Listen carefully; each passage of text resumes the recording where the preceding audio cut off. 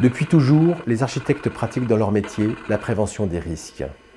Mais aujourd'hui, nous, architectes de l'urgence, proposons d'aller plus loin et de travailler sur la gestion du risque au service de tous, sans distinction de race, de religion ou d'idéologie politique, et cela dans le monde entier.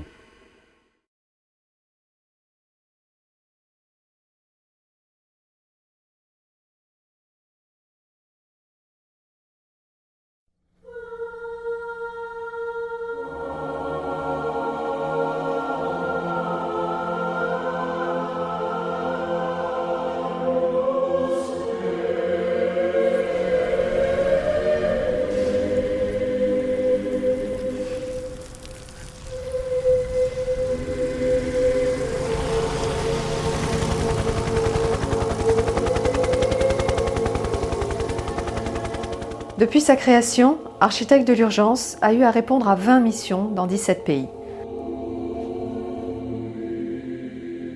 Leur expertise, technicité et engagement ont prouvé qu'il faut, dans le domaine de l'urgence humanitaire, un acteur fort sur les techniques de la construction. La perte des maisons, écoles, hôpitaux, ainsi que la perte des infrastructures est le deuxième drame qu'engendrent les catastrophes naturelles, bien évidemment après les pertes humaines.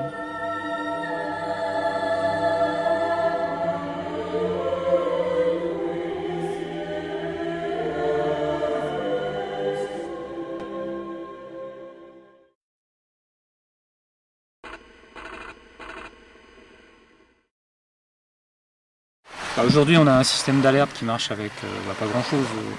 Aujourd'hui, c'est un téléphone portable, on reçoit un SMS, j'en ai pris un tout à l'heure où on sait qu'il y a des tremblements de terre, on l'a dans l'heure, on a un tremblement de terre, on sait où il se trouve. À partir du moment où on a cette alerte et qu'on pense qu'il est très probable qu'on envoie du monde, immédiatement, on met en place le relais d'information. Et ça se passe au niveau du staff qui est en France. On est en train de mettre en place ça avec les Australiens. Et à terme, on va essayer d'employer ça sur le créneau horaire, parce qu'on marche par décalage horaire, sur soit le Canada ou les États-Unis, de manière à avoir toujours quelqu'un 24 heures sur 24, et 3 x 8, 24, donc en stand-by pour justement aller à l'information, pour pouvoir prévenir tout le monde et le réseau pour le mettre en alerte. Une des choses sur lesquelles les architectes de l'urgence sont spécialisés, et quasiment où ils occupent une place unique, c'est arriver à faire des évaluations des dégâts précises sur les bâtiments. Qui est un élément essentiel à la fois pour la phase d'urgence et pour la phase de reconstruction. Après le chaos, la mission des architectes de l'urgence est d'organiser les premiers gestes de sécurité pour éviter les accidents.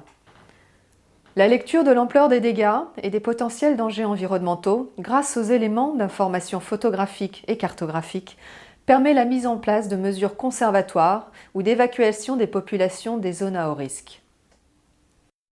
Cette évaluation précise, qui va de l'expertise des bâtiments à la situation environnementale, est essentielle pour comprendre les lacunes de construction d'hier et permet d'apporter des réponses techniques adéquates, parasismiques ou paracycloniques, pour les constructions de demain.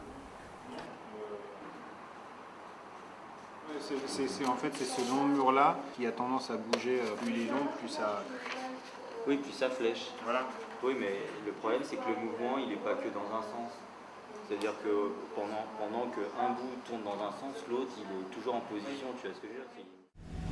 Dans un même temps, il faut localiser, recenser les sans-abri et leurs besoins immédiats.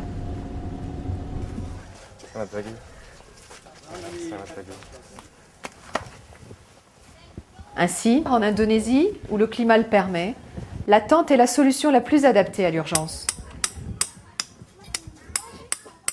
C'est bon.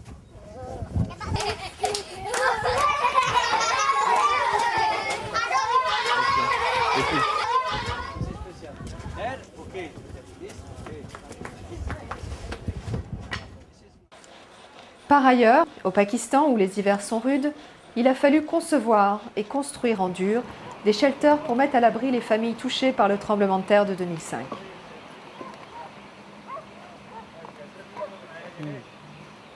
I know because I've built this shelter, so I've made this one. Okay. Yes. I know. It's the bottom. La fabrication de ces shelters utilise les ressources in situ, Sable, terre, bois récupéré des débris et tôles ondulées qui resserviront pour une prochaine maison.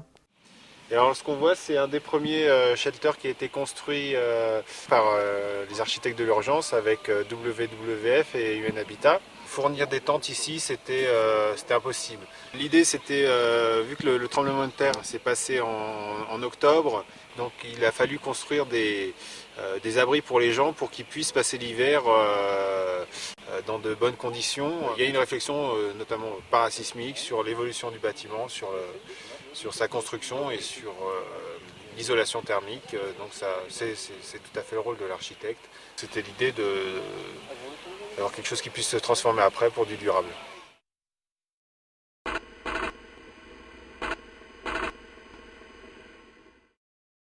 Nous, architectes de l'urgence, nous mettons aussi en place un échange d'expériences. Ainsi, une formation d'évaluation destinée aux militaires et aux techniciens du gouvernement, modelée sur une seule méthode, permet d'obtenir une évaluation sérieuse et coordonnée. Cette évaluation aboutit à une estimation précise des moyens à disposer pour la reconstruction et informe les gouvernements des pays victimes sur l'étendue des besoins financiers à pourvoir. Nous, notre rôle, c'est d'essayer de construire bien par l'exemple. C'est-à-dire qu'on fait un exemple de ce qu'on peut faire mieux parasismique avec cette typologie de construction. On pourrait faire de l'habitat beaucoup plus léger, mais vu ce qui s'est passé avec un tsunami comme il y a eu, on n'a pas intérêt à faire du trop léger.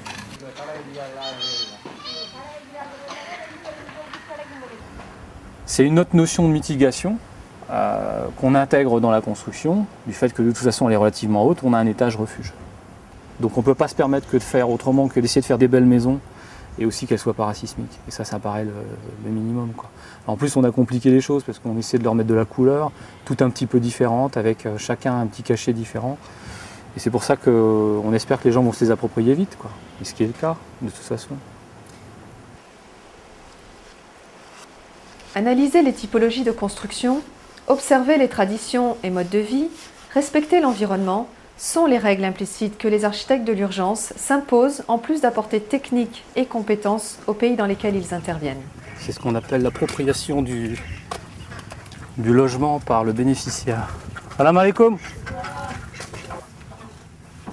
Et puis là, c'est ce qu'ils ont fait, quoi. Ça va? Alors ça, c'est à leur libre expression. C'est génial, quoi.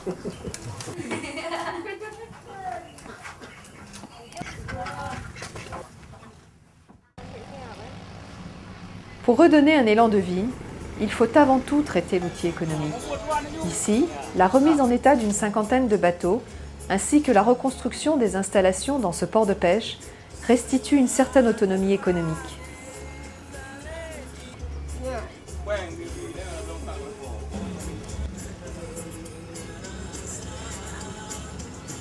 L'habitat et les écoles font bien évidemment partie des programmes de reconstruction.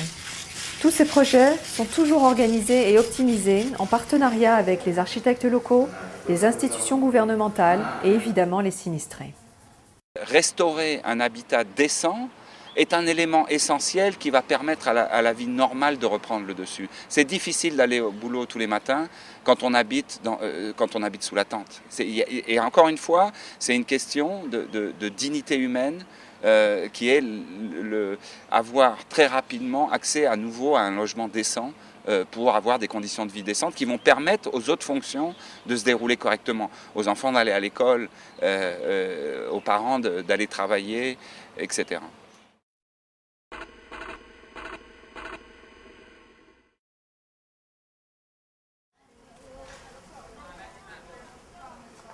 La grande difficulté, c'est d'arriver à faire passer les savoir-faire auprès des populations. Donc à la fois auprès des artisans qui vont être impliqués dans la reconstruction, mais aussi auprès des familles qui voudront faire de l'autoconstruction.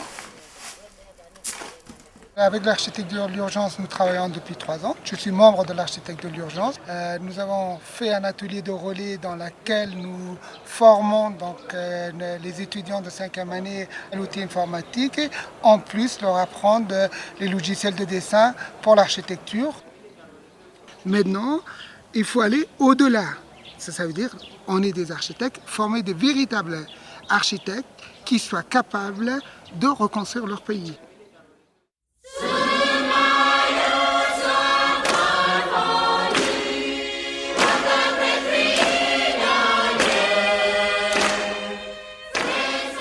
Nous, on essaie de faire des choses dans lesquelles on habite, potentiellement, où on serait capable d'habiter et que l'on trouve tout à fait agréable. L'objectif, c'est de faire des choses bien.